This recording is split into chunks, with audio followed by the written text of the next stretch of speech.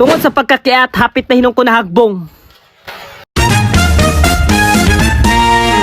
Hey, what's up guys? This is your boy Ronix Malang. Get ready with me para manguha og butong. Minsan kayo ang pagpanguha nako karon kay daghan kayo og bunga og feel nako na gyud ibutong ani. Nasad ko wala nakakaon og butong kay ting-init man gud to sa una. Grabe gyud kayo ang mga butong wagi lamay kay pertigyong tab-anga. Sakto po di ba kay pangpadungag ba? Ala.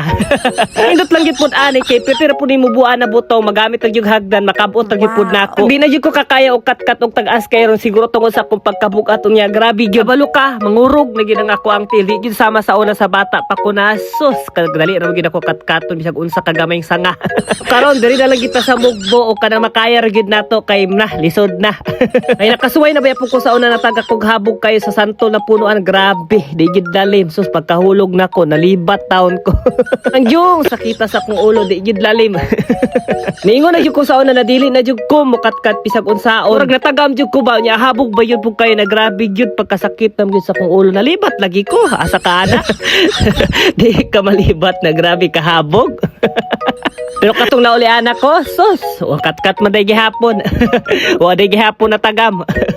Drone pero sa lahi na gyud ang ako ang kinatkatan sama sa una gyud na mura gyud kog unggoy pero karon sus, perti na gyud bugato sa lawas.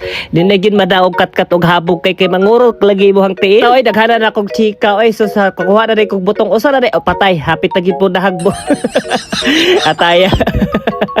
Kanila gyud pagkakiat yun lagi pero isa na day akong gikuha na butong kay ako ra man pud sa mukaon niya sakto na pud sa kuha. Ami gyud kay niya ang butong labi nag kanang bago pang kuha. Tungod sa kadaghan sa bunga sa butong nangalahing na gud ang uban kay di gyud pud na mo maato og kaon. Di gyud siya kanindot pasana jud kay kaw galingong tanom kay anytime pwede jud ka makakuha, pwede jud ka makabutong. Sus kung imo bitaw ni paliton taga usa ka butong ambot lang perti yung bahala diri sa amoa kay tag 35 tag 40 ang buo. Sa inyo ha diha tag pila ang butong diha. Day ko dayon pud sundang no kay ato na yung hiwaon ning butong kay kaimnon na jud kay ko og sabaw kay ganina ra jud ko giuhaw. May lang lagi untag makadulit ning sundang kay perti manghabula ay hait di ay.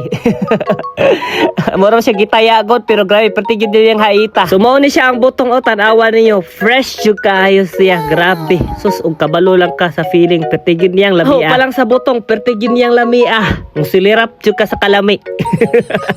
Sujud kayo ka press iyang sabaw unya tan-awa labas jud kay siya unya baho pa lang lagi perti na niyang lami Atong tilawan og lami ba jud tan-awan niyo guys.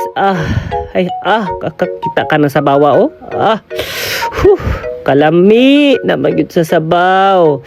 Wa gyud sama, lami gyud kaayo. Usos pertigyong tamisa. Ug wa sa madugay ako na din siya gibuak kay para makaon na nato day niyang yang unod kay na mao gyud ni ang pinaka satisfying part. Lami ang sabaw, mas lami gyud ang iyang unod. Pero mas lami jud ko. Ala. Atik ra. Ala.